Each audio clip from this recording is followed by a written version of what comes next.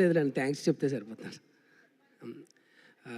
First Arvind సార్కి చెప్పాలండి, అల్లు అరవింద్ సార్కి. ఎందుకంటే నేను last time Balakrishna sir 50 years ఆ ఫంక్షన్లో కలిసినప్పుడు సెలబ్రేట్ చేస్తున్నప్పుడు చిరంజీవి సారు బాలకృష్ణ సార్ ఉండగా ఆ పక్కన అల్లు అరవింద్ సార్కి నమస్కారం పెడితే ఆయన అన్నారు, ఒరే చాలా మంచి క్యారెక్టర్ చేసావు, చాలా మంచి పేరు వస్తుంది అన్నారు. రంగస్థలానికి చిరంజీవి సార్ చెప్పారు ఫస్ట్ కాంప్లిమెంటు, తండేలికి మన అరవింద్ సార్ చెప్పారు.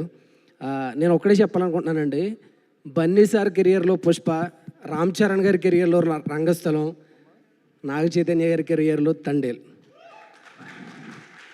అంటే మన లైఫ్లో చాలా క్యారెక్టర్స్ చేస్తూ ఉంటాం, కానీ ఆ క్యారెక్టర్స్లో మనం కనపడడం వేరు, క్యారెక్టర్ కనపడడం వేరు. అంతకుముందు ఈ స్టార్స్ ముగ్గురు వాళ్ళ కనపడిపోరేమో నాకు తెలియదు, కానీ ఆ తర్వాత మాత్రం ఆ క్యారెక్టర్సే కనపడ్డాయి. అంత మంచి పేరు వచ్చింది ఈ 3 క్యారెక్టర్స్కి.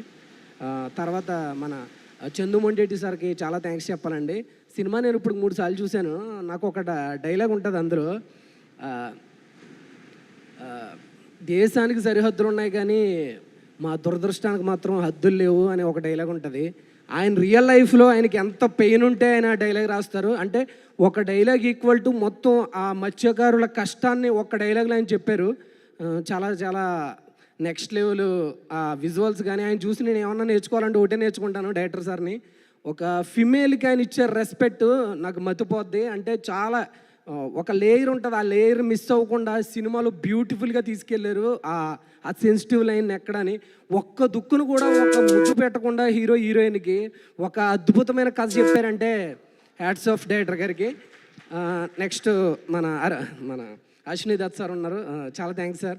6 సినిమాలు ఇచ్చారు, మీ బ్యానర్లో 6 హిట్లు అయినాయి సార్. చైతన్య సార్, మీ కెరియర్లో నేను రారండో వేడికి చూద్దాం చేశాను, రారండో వేడికి చూద్దాం హిట్ అయింది, మజిలీ హిట్ అయింది, ఈ తండేలు కూడా హిట్ అయింది సార్. మీరు ప్రతి సినిమాలో నన్ను పెట్టుకోండి సార్. థ్యాంక్స్ అండి అందరికీ. మన సత్య సార్కి, ఎగ్జిక్యూటివ్ గారికి, సందీప్ గారికి, నరేంద్ర సారు చాలా సపోర్ట్ చేశారు నాకు. నరేంద్ర సార్కి, చరణ్దీప్ గారికి, శివకి, నూకరాజ్కి, మొత్తం డైరెక్షన్ డిపార్ట్మెంట్ అయితే యోగి అన్న. నాకు ఆ యాక్సెంట్ బేసిక్గా నన్ను అందరూ ఏ క్యారెక్టర్ ఇచ్చినా ఒరే మాట్లాడితే ఎందుకురా నువ్వు అమలాపురం వెళ్ళిపోతావు అనేవారు.